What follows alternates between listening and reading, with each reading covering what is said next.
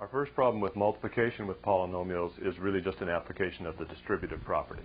We want to multiply 4a cubed times 3a squared minus a plus 1. By the distributive property, we know that will be 4a cubed times 3a squared minus 4a cubed times a, that's that term, plus 4a cubed times 1. So you can see by the distributive property, I've distributed that 4a cubed across this sum and difference here to each term. Now multiplying here, I have 4 times 3 is 12. A to the, I add exponents, 3 plus 2 is 5, minus 4. A to the 3 plus 1 is 4, plus 4a cubed times 1, which is 4a cubed. So there's my product, 4a cubed times this trinomial right here, and it was simply a matter of applying the distributive property. Let's look at the product of a binomial with a trinomial. What we want to do when we multiply this binomial times this trinomial is multiply each term here times each term here. We can do that in a sort of organized fashion by writing the 2a minus 3 underneath and then using something that looks similar to long multiplication. Let's try 2a times 3a squared. When I do that, I'll end up with 6a cubed. Now 2a times negative 5, negative 10a squared. 2a times 1 will be 2a. That takes care of this term 2a times each of those three terms. Next I'll go to the 3 and I'll take the subtraction sign with it, thinking of this as plus a negative 3 times each of these three terms. Negative 3 times 3a squared will be negative 9a squared. I'll write that underneath the term it's similar to. Negative 3 times negative 5a, positive 15a. And negative 3 times 1, negative 3. So I've lined up similar terms. Now I'll simply add 6a cubed minus 10a squared plus another minus 9a squared will be minus 19a squared. 2a plus 15a, 17a minus 3.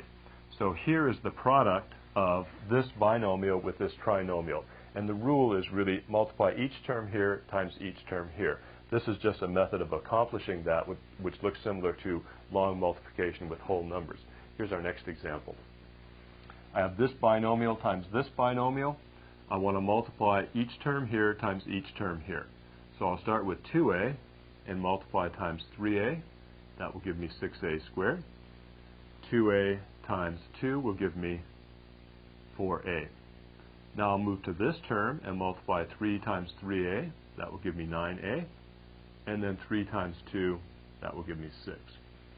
Now combining similar terms, I have 6a squared plus 13a plus 6. So here I've multiplied each term in the first polynomial with each term in the second polynomial sort of in a linear method or in a straight line like this. I could have used the column method that I used on the previous example also. Let's try one last problem. X minus 2 quantity cubed. By definition, this is x minus 2 times x minus 2 times x minus 2. So let's multiply x minus 2, that's this, by what I get when I multiply these two together. X minus 2, I'll have x times x, which is x squared. The last term will be positive 2 times, negative 2 times negative 2, which is positive 4. And the middle term comes from these two multiplied together plus these two multiplied together. So that's negative 4x. Now I need to multiply x minus 2 times this. So let's do this in a sort of a column arrangement.